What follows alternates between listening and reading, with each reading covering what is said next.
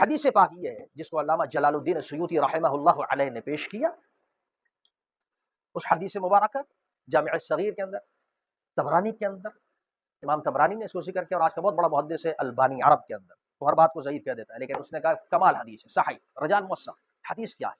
حدیث یہ کہ ان اللہ یحب اذا عمل احدکم عملا ان یتقنہ كما قال الحبیب علیہ الصلوۃ والسلام.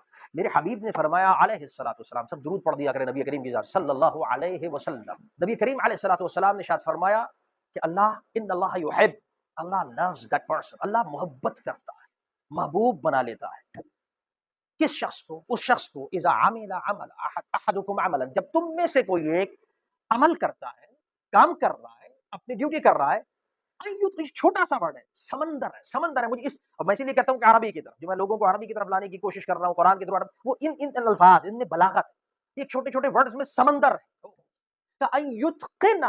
یتقنہ، کہ جو شخص کام کرتا ہے اور کام اس انداز میں کرتا ہے کہ وہ اپنے کام کو پرفیکٹ کرنے کی کوشش کرتا ہے. پرفیکٹ، حضور نے ایک لفظ بولا اتقن یتقن، اس کا معنی ہوتا ہے میک پرفیکٹ، کسی کام کو پرفیکٹ بنانا، کوشش کرنا. کہ جو پرفیکٹ کرنے کی اپنے کام میں لگا رہتا ہے، کوشش کرتا ہے، وہ خالق اس کو اپنا محبوب بنا لیتا ہے. اللہ کیا بات، کمال کر